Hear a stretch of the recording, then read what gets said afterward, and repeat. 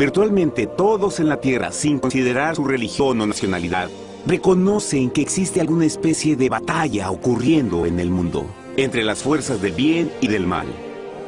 Una lucha colosal entre la luz y las tinieblas, la verdad y el error, la opresión y la libertad, lo bueno y lo malo, y finalmente, la vida y la muerte. ¿Cuál es la historia entre esta paradoja evidente? Muchas religiones, así como la Biblia, enseñan que tras el velo tridimensional del mundo físico que vemos, existe otro mundo espiritual que no podemos ver. En esta realidad invisible a nuestro alrededor, sé supremo y justo contra el villano más atroz y maligno. La gran pregunta es, ¿quiénes son esos contendientes y cómo, dónde y cuándo comenzó esta crisis cósmica? Este es el misterio más grande de todas las edades y la historia más fascinante y verdadera que jamás haya sido contada. Esta crisis envuelve a cada persona sobre la Tierra. Sí, a cada persona.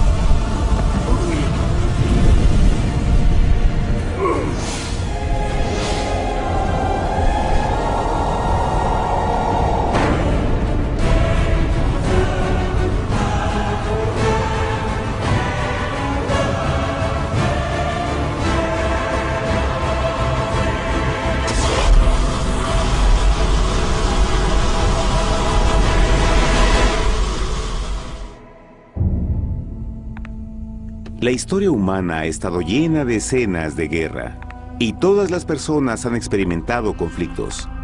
Pero para entender el origen del mal, debemos viajar al pasado, a la primera guerra en el universo. Porque esta guerra no ocurrió en la Tierra. Antes de que nuestro mundo existiera, hubo una guerra en el cielo. Hasta las palabras guerra en el cielo suenan como la última paradoja. Es casi inimaginable para todos que pudiera haber batallas y conflictos entre las creaciones perfectas de Dios en el paraíso. ¿Qué pudo haber causado este conflicto celestial? Por fortuna, un libro antiguo llamado la Biblia nos da suficientes detalles para poder atar los asombrosos cabos. Aunque trágica, también es una increíblemente tierna historia de amor, que va desde el principio de los tiempos tocándonos personalmente a usted, a mí y a cada uno de los individuos de la Tierra. Nuestra historia comienza hace tiempo, en la misma capital del universo, en un lugar llamado Cielo que estaba lleno de seres angelicales que amaban hacer la voluntad de Dios. Bajo el justo y amoroso gobierno del Creador, todo el cielo disfrutaba de una existencia de felicidad y dicha perfecta.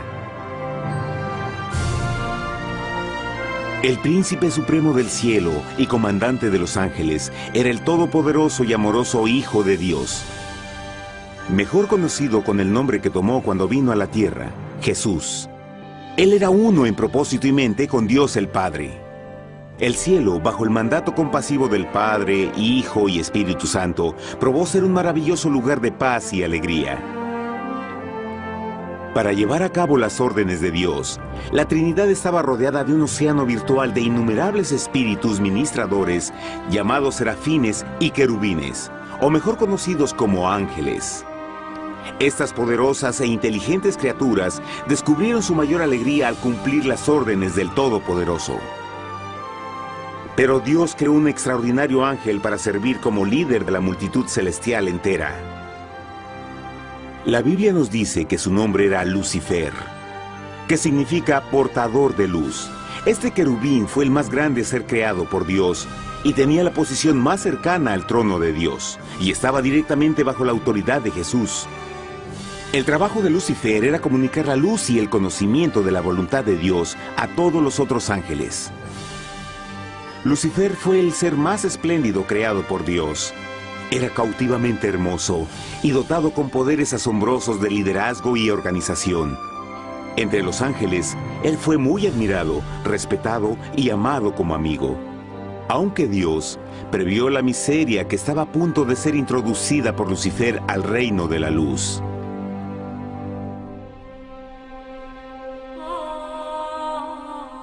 Lleno de sabiduría y acabado de hermosura, de toda piedra preciosa era tu vestidura, tú querubín grande y protector. Yo te puse en el santo monte de Dios. Allí estuviste, en medio de las piedras de fuego te paseabas. Perfecto eras en todos tus caminos, desde el día en que fuiste creado, hasta que se halló en ti maldad. Cuando Lucifer pudo darse cuenta de su belleza y poder, su corazón comenzó a cambiar gradualmente. Permitió que su enfoque se alejara de Dios y dirigió su amor hacia él mismo.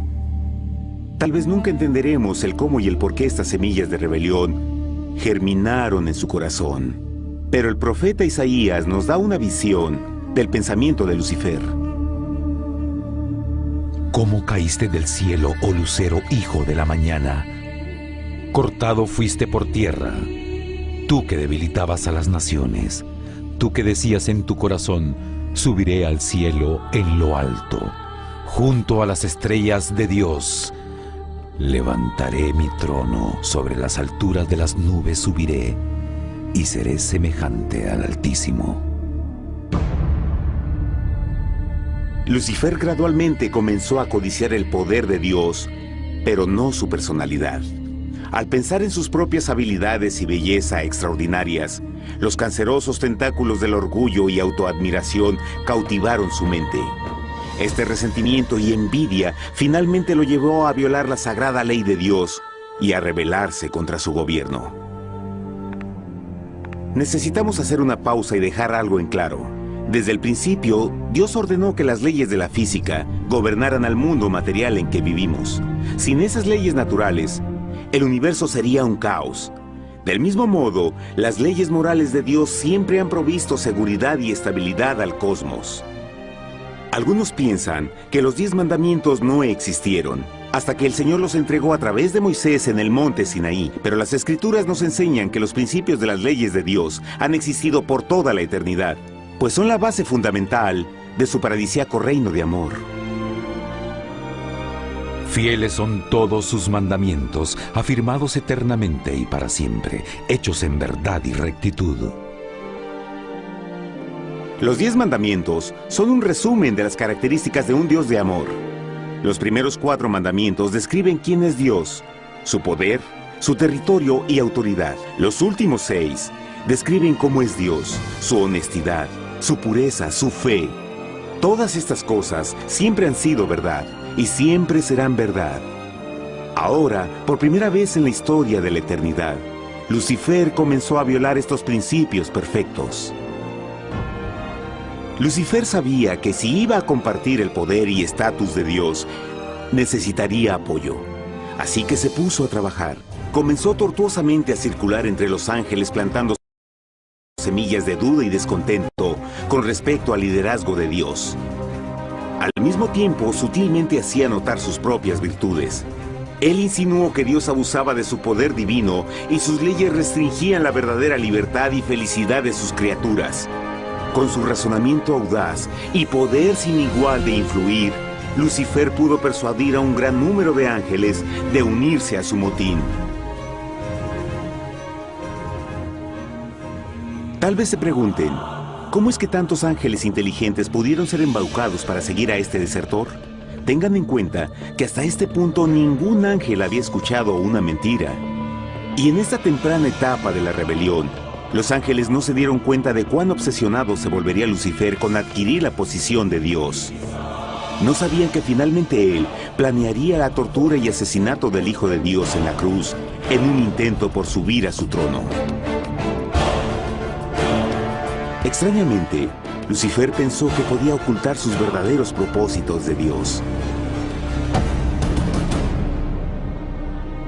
Ay de los que se esconden de Jehová encubriendo el consejo, y sus obras están en tinieblas, y dicen: ¿quién nos ve y quién nos conoce? No crean por un momento que la rebelión de Lucifer tomó a Dios por sorpresa o desprevenido. El Señor sabe todas las cosas, incluyendo los pensamientos de sus criaturas. Él entendía exactamente lo que estaba pasando por la mente de Lucifer. Y en amorosa piedad, Dios advirtió al descarriado ángel del peligro.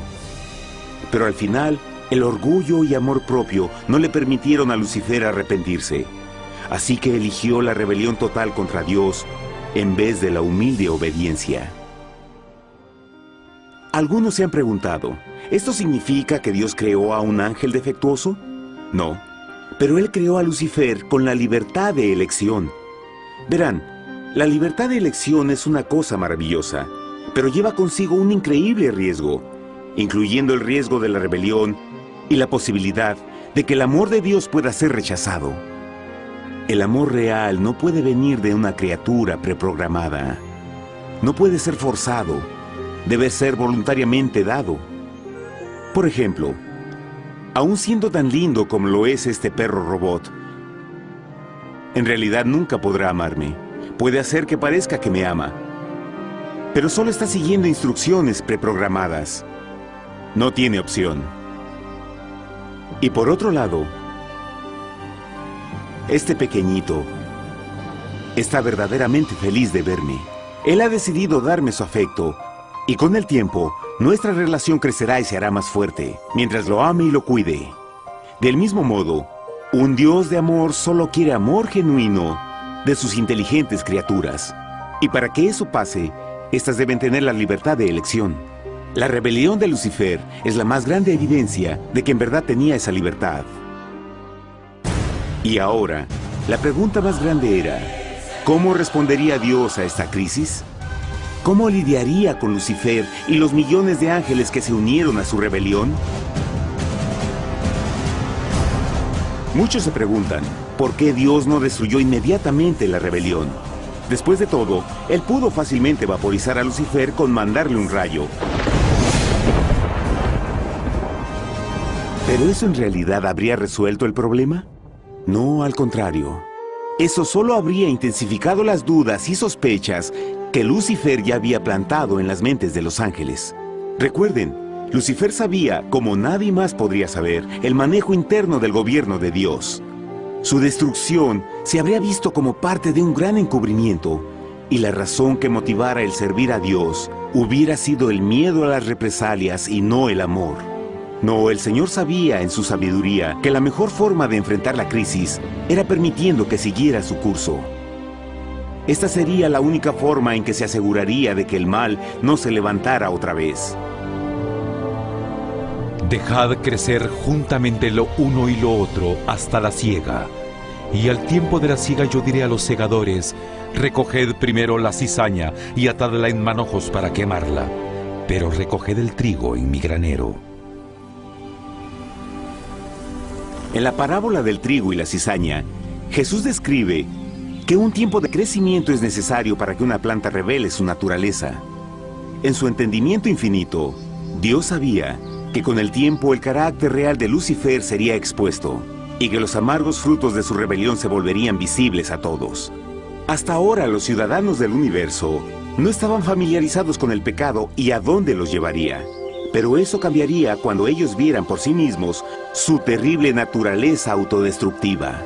Al final, la sabiduría y amor del gobierno de Dios se mantendría por siempre confirmado y el universo estaría seguro. Cuando Lucifer y sus seguidores llevaron su rebelión abiertamente, el Señor supo que no habría paz si se les permitía quedarse en el cielo. Debía ponerse un límite, tomar acción y desalojar a los rebeldes. Pero Lucifer y sus seguidores nunca se irían por su propia voluntad o pacíficamente. El siguiente paso era la guerra.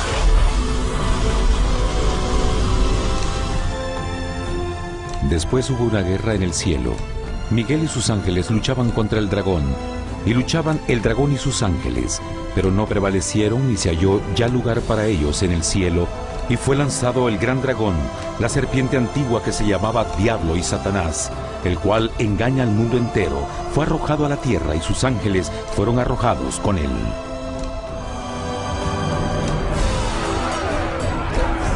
La Biblia no nos revela exactamente qué armas se usaron o cuánto duró este conflicto cósmico.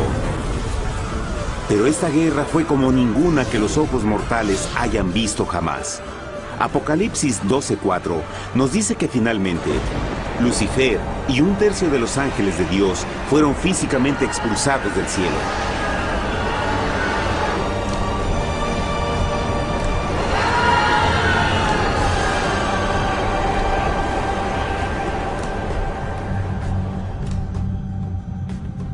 Pero, ¿qué venía después? Lucifer ahora tenía millones de ángeles de su lado, pero necesitaba un pedazo de suelo desde el cual continuar su rebelión. Pronto, demasiado pronto, el universo comenzó a entender lo doloroso y costoso que el pecado podría llegar a ser. Y la guerra no había terminado, apenas comenzaba. Lucifer, el portador de luz, ahora se volvió Satanás, el adversario.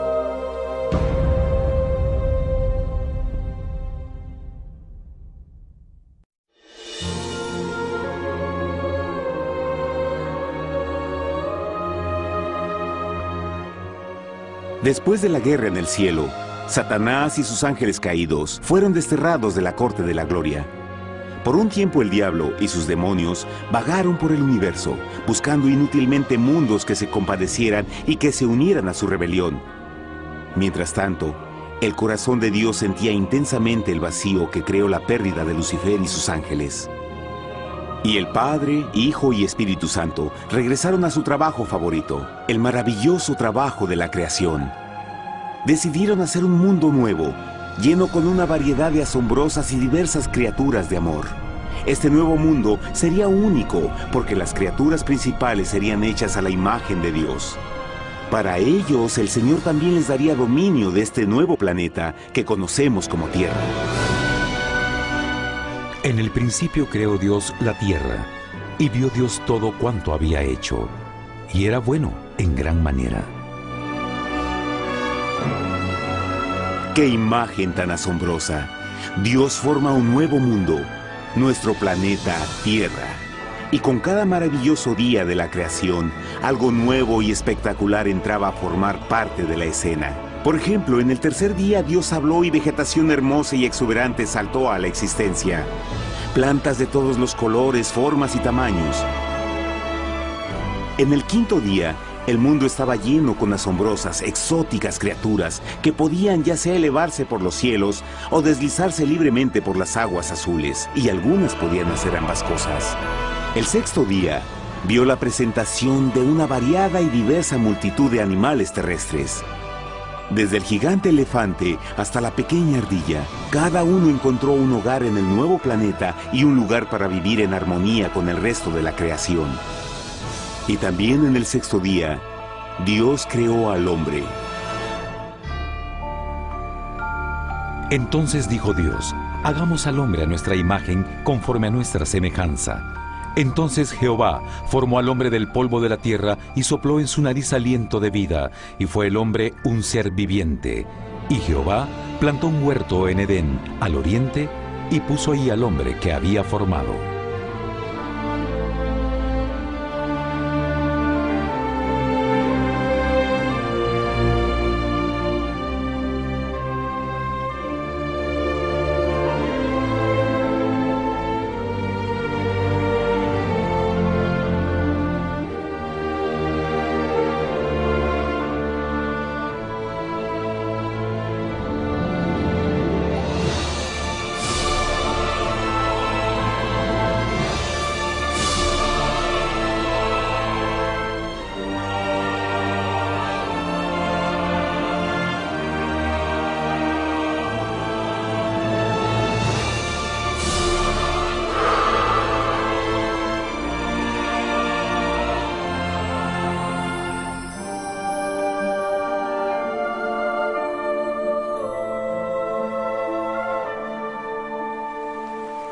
¡Qué enorme honor!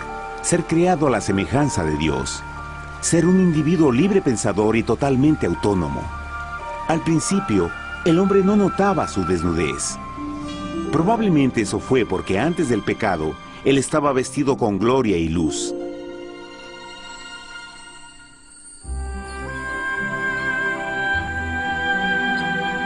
Dios también creó la compañía ideal para Adán, su bella esposa Eva.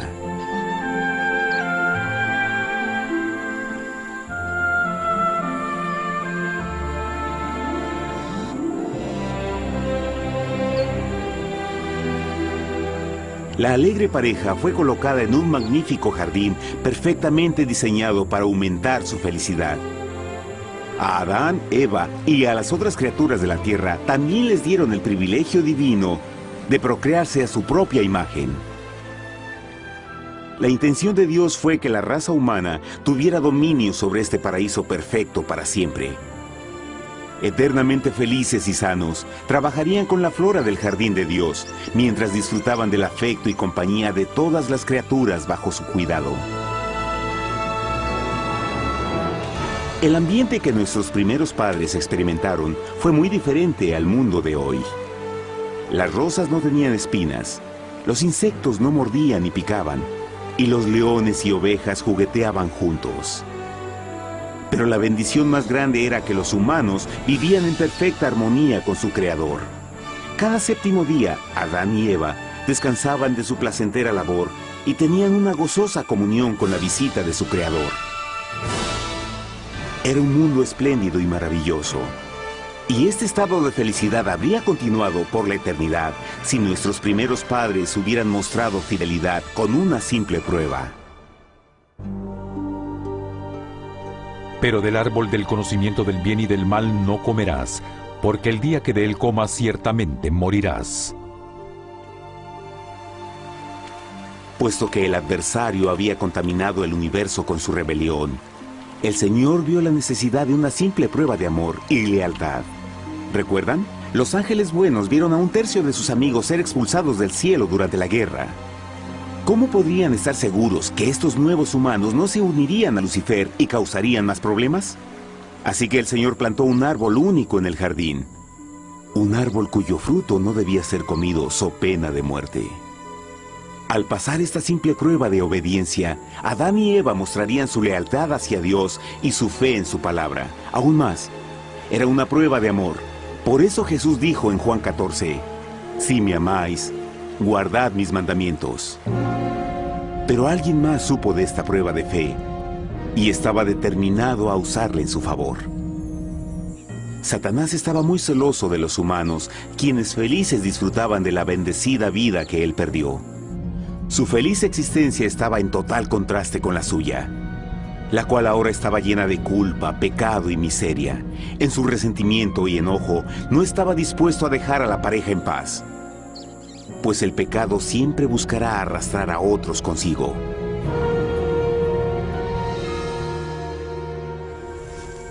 Así, un día en que Eva estaba concentrada en su placentero trabajo, se encontró sola y peligrosamente cerca del árbol prohibido. Fue cuando Satanás vio su oportunidad.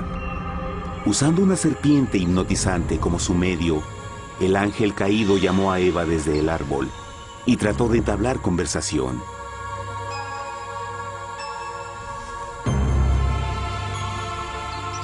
Sus palabras encantadoras fueron cuidadosamente calculadas para infundir desconfianza a Dios.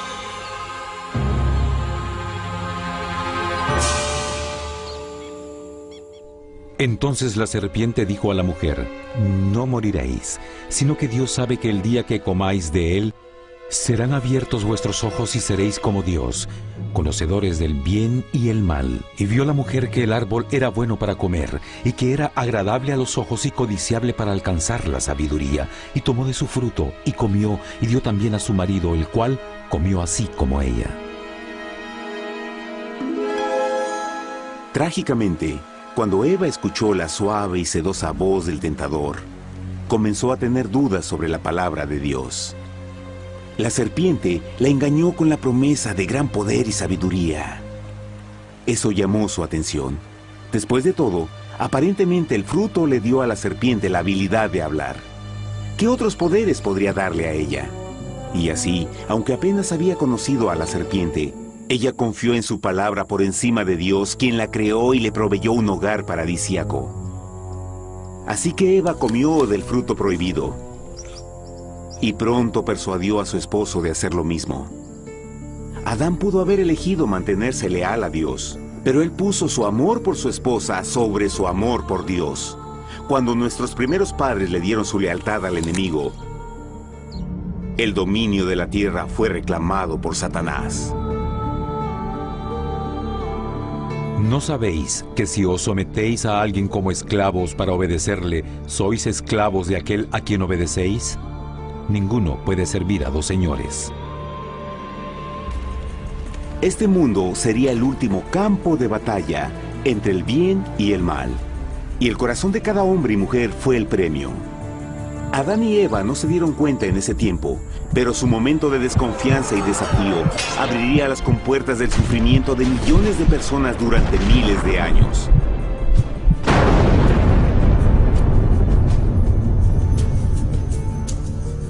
Por tanto, como el pecado entró en el mundo por un hombre, y por el pecado la muerte, así la muerte pasó a todos los hombres, por cuanto todos pecaron.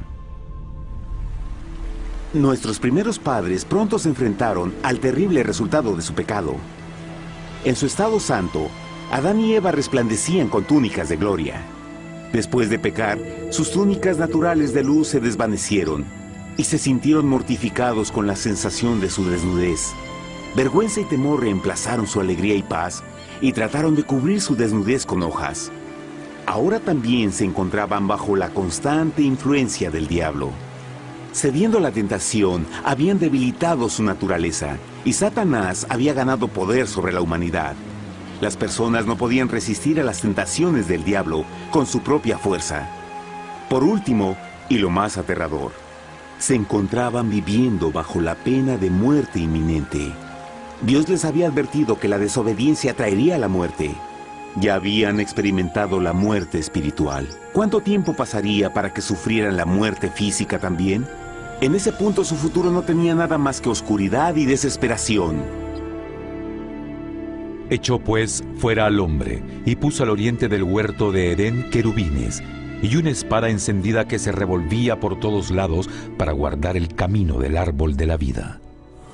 Igual que el pecado provocó que los ángeles caídos fueran expulsados de su hogar celestial, ahora por la desobediencia, Adán y Eva fueron sacados de su jardín, su hogar en el paraíso. Todo a su alrededor estaba cambiando rápidamente y la humanidad se encontró susceptible a las penas, enfermedades y finalmente a la muerte. Hasta los animales y plantas estaban infectados por la terrible maldición. Las espinas y cardos ahora aparecían en árboles y flores, y los animales que anteriormente eran gentiles comenzaron a matarse y devorarse unos a otros. El peor resultado fue que el pecado separó a la humanidad de Dios.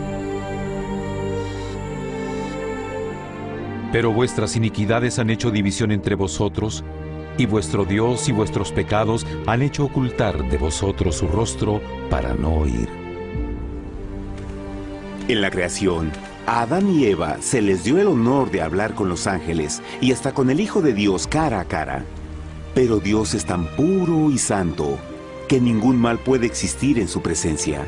Ahora que los primeros humanos habían pecado, Dios alejó su santa presencia de ellos por su propia protección. El pecado había quemado una catarata en el alma del hombre que ya no podía ver la dimensión espiritual. Desde ese momento en adelante, la comunicación con el cielo sería limitada. Conforme estas maldiciones cayeron sobre Adán y Eva, el corazón de Dios se llenó de tierna compasión. La ley que habían roto no podía ser alterada para salvarlos, pues es tan sagrada e inmutable como Dios mismo. El Señor sabía que había solo una forma en que el hombre podía ser redimido. Así que un plan fue revelado, nacido desde el fondo del corazón de Dios. Un plan para salvar al hombre de su cita con la muerte eterna y restaurar todo lo que se había perdido con el pecado. Sería un asombroso intento en su intensidad, alcance y poder, pero sería un plan que también implicaría un enorme sacrificio.